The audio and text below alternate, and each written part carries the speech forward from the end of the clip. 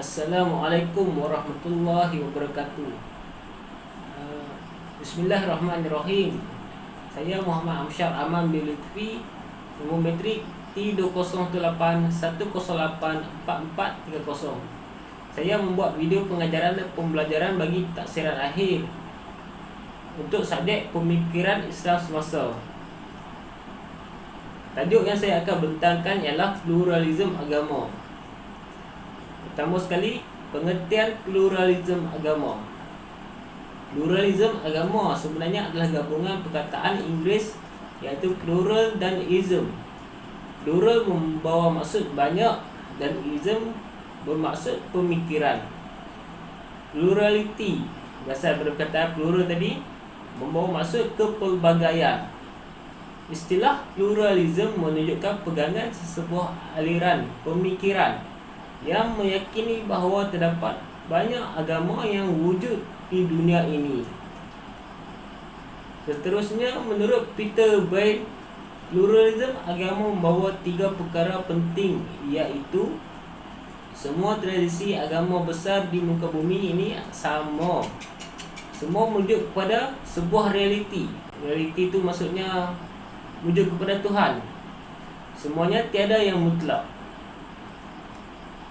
Menurut John He, the view that the great world faith embody different perception and conception of corresponding different response to the real or the ultimate from within the major varying cultural way of being human, and that within each of them the transformation of human existence from self-centeredness to reality-centeredness is manifestly taking place so far as human observing can tell to much the same extent.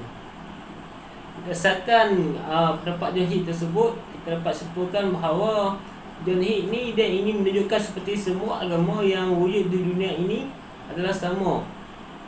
Seterusnya ialah sejarah pluralisme agama. Bagaimana pluralisme agama sebenarnya muncul? Falsafah pluralisme agama yang berasal dari barat ini diperkenalkan secara sistematik oleh John He dalam penulisannya dalam buku An Interpretation of Religion, Human Response to the Transcendence. Falsafah ini lahir dan berkembang dalam konteks barat Kristian. He menentang kefahaman terhadap doktrin salvation, doktrin keselamatan di dalam teologi agama Kristian. Pendapatnya, agama Kristian tidak sewajarnya dilihat sebagai satu-satunya agama yang menjanjikan keselamatan kepada penganutnya. Hal inilah menyebabkan lahirlah sebuah pluralisme agama disebabkan perbezaan pendapat antara sarjana seperti John He dan para pendeta Kristian. Prinsip asas pluralisme agama. Yang pertama, semua agama asasnya sama, iaitu asasnya percaya kepada Tuhan. Setiap agama bersifat nisbi atau relatif. Keagamaan seseorang berdasarkan kepada 2 perkara, iaitu hakikat dan pengalaman. Yang seterusnya, agama terbahagi kepada 2, iaitu zahir dan batin. Agama juga adalah bersifat inklusif. Semua orang boleh mencapai penyelamatnya. Seterusnya ialah kesan pluralisme agama terhadap umat Islam. Fahaman ini akan memberi kesan dari segi pemikiran dan amalan kehidupan umat Islam. Antaranya contoh pertelingkahan sesama umat Islam. Disebabkan pemikiran yang berbeza, maka akan terjadilah pertelingkahan sebab pertelingkahan tersebut. Yang kedua ialah melakukan perkara-perkara yang dilarang dalam agama. Hal ini kerana mereka merasakan semua agama adalah sama, jadi mereka dengan sewenang-wenangnya melakukan perkara daripada agama lain. Yang ketiga ialah tidak yakin dengan kebesaran Allah Subhanahu Wa Taala.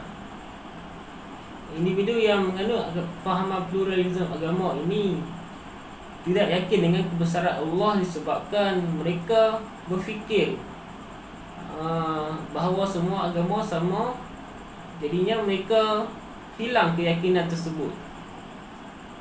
Sebenarnya yang keempat, menganjurkan perkahwinan lelaki dan perempuan yang berbeza agama. Sekarang ini banyak yang terjadi di Indonesia. Contohnya perkahwinan di antara lelaki yang beragama Islam dan perempuan yang beragama Kristian. Yang terakhir ialah hilang keimanan dalam diri. Individu yang menganut fahaman pluralisme agama ini secara automatiknya akan kehilangan keimanan tersebut. Hal ini disebabkan akidahnya sudah tidak lagi berpegang teguh terhadap ajaran Allah Subhanahu Wa Taala. Islam menolak pluralisme agama, berkeyakinan teguh bahawa hanya Islam agama yang benar, manakala agama lain tertolak di sisi Allah Subhanahu Wa Taala. Firman Allah Subhanahu Wa Taala dalam surah Ali Imran ayat 19, "Inna ad-dina 'indallahil Islam." Sesungguhnya agama di sisi Allah adalah Islam. Kesannya mereka yang menganut agama lain tidak diterima oleh Allah Subhanahu Wa Taala dan mereka di akhirat kelak adalah golongan yang rugi. Firman Allah Subhanahu Wa Taala dalam surah Ali Imran ayat 85. Maksudnya, dan barang siapa yang mencari agama lain selain Islam, maka dia tidak akan diterima daripadanya, dan di akhirat kelak dia daripada orang yang rugi. Ini menafikan dakwaan doktrin pluralisme agama yang mengatakan bahawa tiada agama memiliki kebenaran mutlak. Nas syarak jelas menunjukkan hanya Islam agama yang benar dan diterima Allah Subhanahu Wa Taala. Kesimpulannya, Islam menolak pluralisme agama yang meletakkan semua agama sama kedudukannya. Islam memperakui kehakikat bahawa terdapat pelbagai bentuk keyakinan manusia di dunia ini. Islam juga berpegang terhadap keyakinan bahawa tiada paksaan dalam menentukan bentuk kepercayaan seseorang. Kebebasan terhadap bentuk kepercayaan tersebut adalah terbatas terhadap penganut agama lain sahaja untuk memilih bentuk keyakinannya. Namun bagi penganut Islam, batasan tersebut tetap tertakluk kepada ajaran Islam yang mutlak. Sekian, terima kasih.